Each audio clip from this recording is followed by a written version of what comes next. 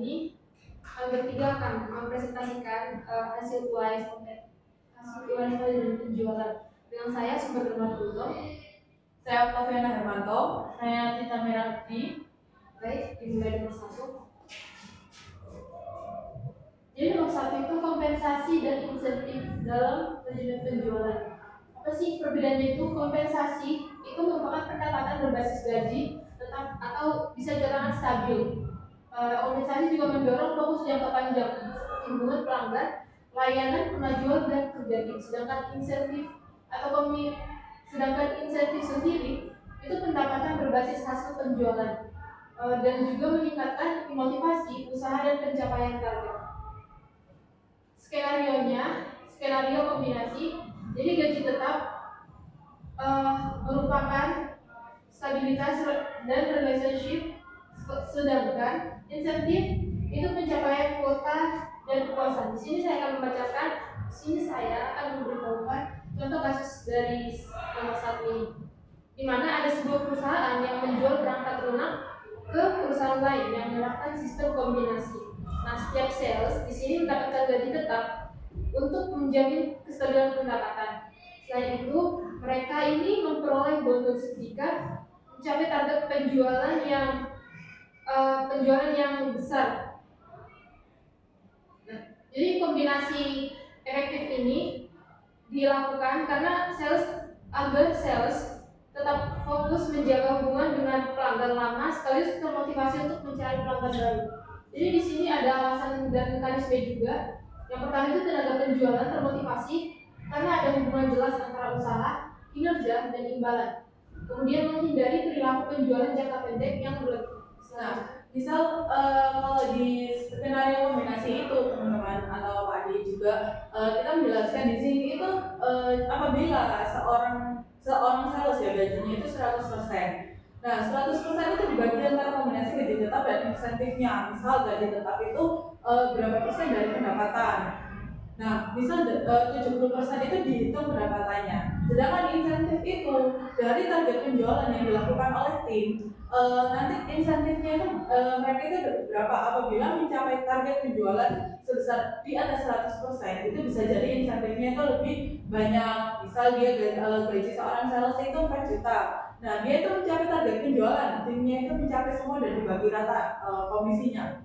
Jadi dia mendapat insentif penjualan sebesar 2 juta ataupun 3 juta, jadi ditambah dengan gaji tetapnya. Jadi dia mendapatkan 100% itu dengan persentase 100% itu mereka mendapatkan gaji sekitar 6 sampai 7 juta rupiah gitu. Yang selanjutnya ada komunikasi dan koordinasi dalam tim.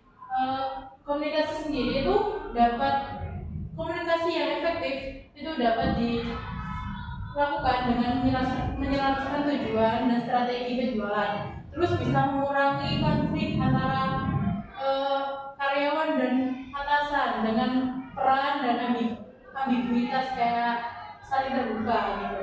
Terus yang selanjutnya adalah mempercepat respon terhadap perubahan kebutuhan pelanggan, karena kan pelanggan itu setiap bulan bahkan setiap hari itu berbeda-beda keinginannya.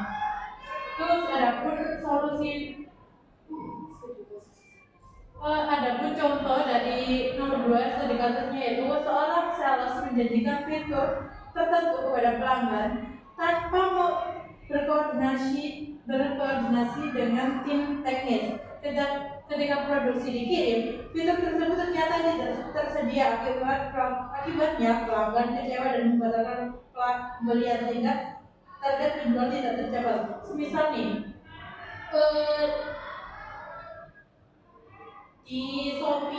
di Shopee kan kadang itu kita itu kayak sistem itu apa ya namanya? Iya, terpusat. Tapi kadang itu tiba-tiba itu tidak bisa di-tracking. Kadang tidak bisa tracking itu membuat pembeli sendiri itu kecewa dan was-was. Ini barang mana, apalagi barang-barangnya itu terbilang mahal ya. Nah, solusi permasalahan itu bisa dari komunikasi rutin, membuat rapat tim dan laporan penjualan secara rutin. Terus yang selanjutnya ada kejelasan peran dan tanggung jawab, karena setiap orang itu harus ada kejelasan peran, karena kalau nggak dibagi kita nggak tahu ini nanti nuntutnya ke siapa kalau ada kesalahan. Terus selanjutnya ada pemanfaatan CRM sebagai pusat informasi bersama. CRM sendiri itu kan teknologi yang digunakan oleh perusahaan untuk menyimpan data untuk pelanggan-pelanggan. Jadi biar tidak ada kesalahan komunikasi antara sales dengan sales yang lainnya, kemudian dengan pelanggan. Yang selanjutnya ada evaluasi kinerja penjualan. Model evaluasi sendiri itu menggabungkan indikator kuantitatif dan kualitatif. Indikator kuantitatif itu berupa volume penjualan, pencapaian kuota, pertumbuhan akun, gitu. Terus yang kualitatif itu kualitas hubungan pelanggan, perilaku kinerja, dan kerja sama tim. Adapun studi kasus ketiga yaitu seorang sales mungkin belum mencapai target penjualan, tapi memiliki penilaian tinggi dalam membangun hubungan pelanggan dan kerja tim. Dari hasil evaluasi ini, manajer dapat memberikan feedback berupa pelatihan penutupan penjualan, bukan langsung memberikan sanksi.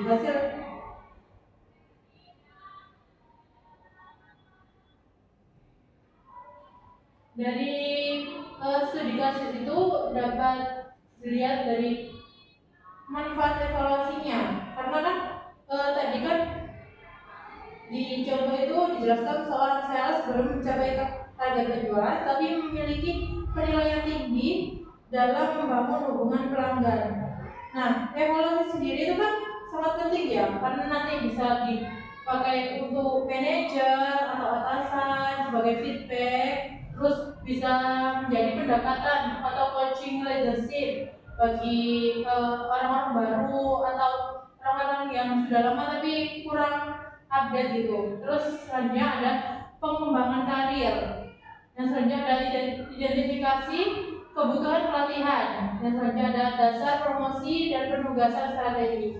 Karena kan bisa menjadi ajang promosi. Misal kita sebagai sales yang baik, kita kan bisa menjadi promosi diri kita sendiri. Nanti kedepannya gimana, bisa menjadi sales tetap atau gimana gitu.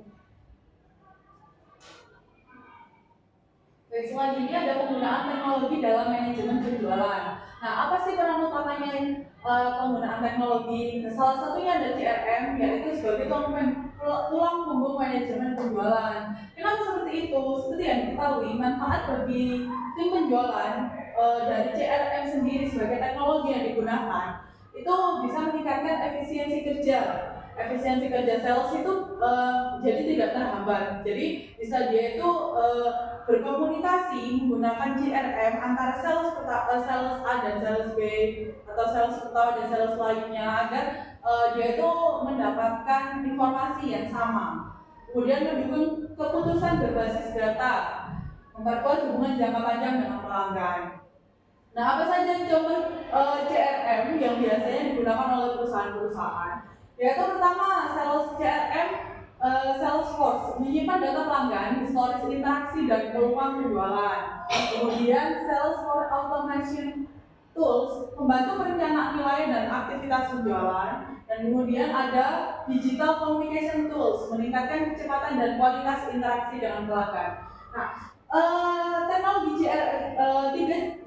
CRM ini bisa digunakan oleh perusahaan-perusahaan untuk berkoordinasi dengan sales di lapangan. Jadi mereka tidak ada miskomunikasi antara tim sales, manager, dan direksi-direksi yang di atas, maksudnya mungkin atasan-atasan yang ada di perusahaan. Nah, kemudian contohnya penggunaan CRM bisa digunakan seorang sales untuk melihat riwayat pembelian pelanggan, dan sebelum melakukan kunjungan mereka itu udah tahu historisnya pelanggan ini seperti apa gitu. Kan bisa jadi antara sales yang datang kunjungan waktu itu tidak sama dengan sales yang menginput data pelanggan waktu penjualan pertama. Penawaran akhirnya itu sesuai sama kebutuhannya pelanggan. Jadi tidak ada miskomunikasi. Jadi kan misal pelanggan itu butuhnya mungkin triknya lebih halus gitu. Nah, iya, jadi Dari digital komunikasi itu sendiri itu kan kualitas interaksi. Jadi mungkin ada data-data gimana orang ini feedbacknya gitu. Jadi Nah. pelajaran untuk selanjutnya salesnya. benar. Nah, selain CRM, ada alat digital seperti email otomatis, aplikasi komunikasi tim, dan analisis data penjualan juga mengatur waktu dan strategi yang lebih baik. Kemudian, yang terakhir ada etika dalam penjualan. Ini dampak etis atau etika dalam penjualan.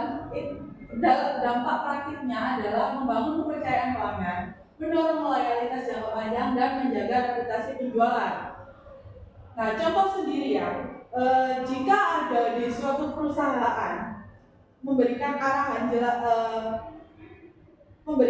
arahan kepada sales, jadi dia itu menghadapi tekanan target yang tinggi. Salesnya ini harus ada target yang banyak di perusahaan, harus ada banyak penjualan. Dan mengetahui ada sales yang lebih-lebihkan manfaatnya, overclaim lah lebihnya. Jadi perusahaan itu menjual produk, dia itu sudah dijelaskan karena waktu awal training bagaimana sih produk ini awalnya seperti itu.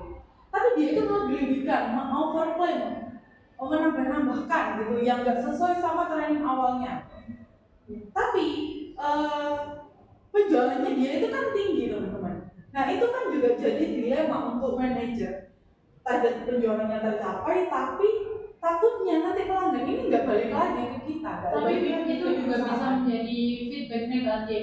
Misal pelanggan sendiri itu tahu kita itu melebih-lebihkan yang dari klien kita sendiri. Misalnya klien kita itu A dan B aja, ternyata itu klien dari salesnya itu tambah C tambah D, itu kan membuat reputasi buruk juga. Benar. Nah, itu kan harus perusahaan itu harus tegas ya untuk menggunakan kode etiknya sebagai perusahaan agar bisa dipercaya sama pelanggan. Jadi pentingnya kejujuran, apalagi tentang produk-produk yang digunakan pelanggan, itu sangat penting untuk hubungan jangka panjang dengan pelanggan agar pelanggan itu bisa membeli lagi. Nah, dengan pendekatan etis juga perusahaan dapat membangun hubungan jangka panjang pelanggan dan menjaga reputasi yang baik. Nah, dari studi kasus yang tadi, cara mengatasinya itu gimana? Mengutamakan transparansi dan kejujuran. Jadi, sales itu harus ditekankan jujur banget gitu. Gak boleh kamu overclaim. Ya oke lah overclaim, tapi ya jangan jauh-jauh gitu. Maksudnya standarnya itu dikit aja gitu. Terus mematuhi kode etik perusahaan dan mengedepankan hubungan jangka panjang dibanding keuntungan sesaatnya seperti itu. Baik, terima kasih. Sekian presentasi dari kami. Assalamualaikum warahmatullahi wabarakatuh.